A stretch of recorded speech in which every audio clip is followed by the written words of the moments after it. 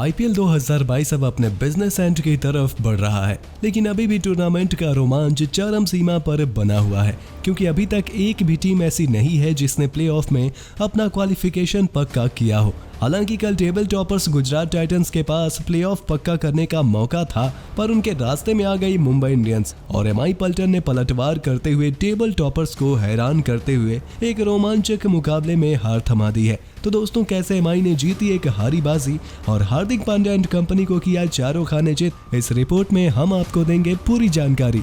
IPL 2022 के 51वें मुकाबले में 5 बार की विजेता मुंबई इंडियंस और इस साल चैंपियंस की तरह खेल रही गुजरात टाइटंस के बीच मुकाबला खेला गया, जहां ब्रेबॉर्न स्टेडियम में गुजरात के कप्तान हार्दिक पांड्या ने अपनी पुरानी फ्रेंचाइजी के खिलाफ टॉस जीतकर पहले गेंदबाजी करने का फैसला किया।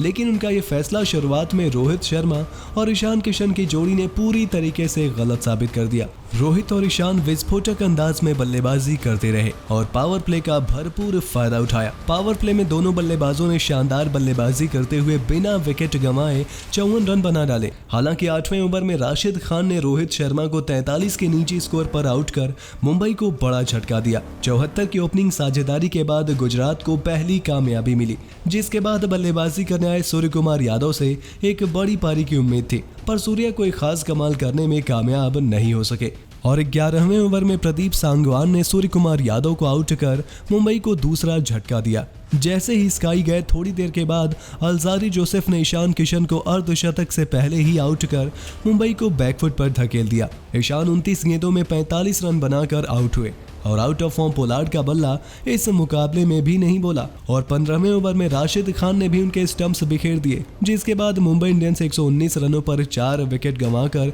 काफी मुश्किलों में दिखाई देने लगी। पर तिलक वर्मा ने शानदार तरीके से बल्लेबाजी करते हुए 16 गेंदों में 21 रन बना डाले। हालांकि तिलक 19वें ओवर में रन आउट होकर पवेलियन गए, लेकिन मुंबई इंडियंस के नए फिनिशर बनकर सामने आए टीम डेविड का बल्ला इस मुकाबले में भी अपने रंग में दिखाई दिया। उन्होंने 21 गेंदों में ताबड़तोड़ अंदाज से 2 चौके और 4 छक्के की बदौलत 44 रनों की नाबाद पारी खेल दी और मुंबई इंडियंस को 177 रनों के सम्मानजनक स्कोर तक ले जाने में कामयाब हुए। 178 रनों के लक्ष्य का पीछा करने उतरी गुजरात के शुभमन गिल और रिद्धिमान साहा की जोड़ी ने ताबड़तोड़ शुरुआत की। पहले 6 ओवर में ही उन्होंने मुंबई के हर एक गेंदबाज की जमकर क्लास लगा दी और इस दौरान साहा ने बुमराह को भी नहीं बख्शा और उनके 2 ओवर में 2 चौके की बरसात कर दी। पावर प्ले में ही गुजरात ने बिना विकेट खोए 54 रन बना दिए और मुंबई का खेमा दबाव में दिखाई देने लगा। पावर प्ले के बाद भी दोनों बल्लेबाजों ने रन गति को नीचे नहीं गिरने दिया और 11वें ओवर में ही पहले विकेट के लिए 100 रनों की धुआंधार साझेदारी कर दी।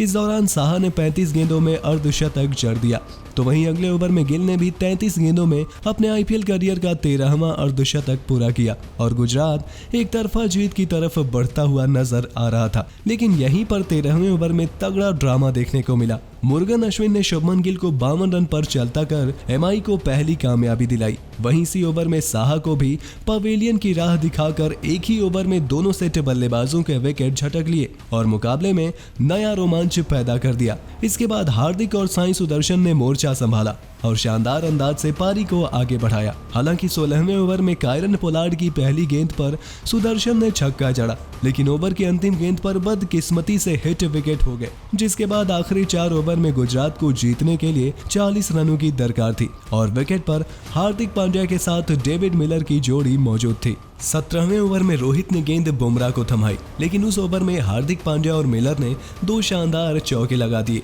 और ओवर से 11 रन बटोर लिए। अब जीत के लिए 3 ओवर में 29 रनों की आवश्यकता थी और रिले मेरेडिथ को 18वां ओवर दिया गया, पर उन्हें भी पांड्या ने रिमांड पर लिया और पहली गेंद पर चौका जड़ दिया। लेकिन जैसे ही लग रहा था कि हार्दिक अपनी पुरानी टीम के खिलाफ अकेले ही मैच को खत्म कर देंगे, मैच में एक बड़ा टर्निंग पॉइंट आया जब ओवर की चौथी गेंद पर विकेट के पीछे से ईशान किशन ने एक शानदार थ्रो करके कप्तान हार्दिक पांड्या को 24 के स्कोर पर रन आउट कर मुंबई की फैंस की उम्मीद जगा लगा दी, लेकिन फिर भी गुजरात को आखिरी 2 ओवरों में जीत के लिए 20 रनों की दरकार थी। क्रीज पर राहुल तेवतिया और किलर मिलर जैसे बल्लेबाज मौजूद थे। ऐसे में यहाँ से भी गुजरात की जीत आसान लग रही थी और 19वें ओवर की आखिरी गेंद पर बुमराह को छक्का लगाकर काम और भी आसान बना दिया था, क्योंकि यहाँ से आखिरी ओवर में सिर्फ गुजरात को 9 रनों की ही दरकार रह गई। पर असली ड्रामा तो यहाँ से शुरू हुआ। आखिरी 6 गेंद डालने के लिए आए डैनियल सैम्स और उन्होंने एक सेट प्लान के साथ गेंदबाजी करी। सैम्स ने धीमी गति की गेंदबाजी का इस्तेमाल किया और बल्लेबाजों को बिल्कुल भी हाथ खोलने का मौका नहीं दिया। उस ओवर में सैम्स ने पहली 3 गेंदों में केवल 2 रन दिए और यहीं पर तेवतिया का विकेट भी मुंबई को रन आउट के रूप में मिल गया। फिर राशिद खान भी अगली गेंद पर आउट होने से बाल बाल बचे और अगली दोनों गेंदों पर सैम्स ने मिलर को किलर बनने का मौका बिल्कुल नहीं दिया। दोनों ही गेंद डॉट कराई और अपने इस ओवर में केवल 3 रन देकर इस गेंदबाज ने सबका दिल जीत लिया और मुंबई इंडियंस ने लगातार दूसरा मुकाबला जीता। तो वहीं गुजरात टाइटंस को लगातार दूसरी हार का सामना करना पड़ गया है।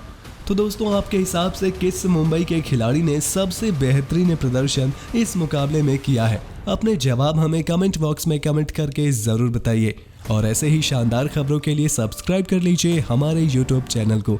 वीडियो अच्छी हो तो इसे लाइक करें, शेयर करें और बेल आइकन को प्रेस करना बिल्कुल ना भूलें।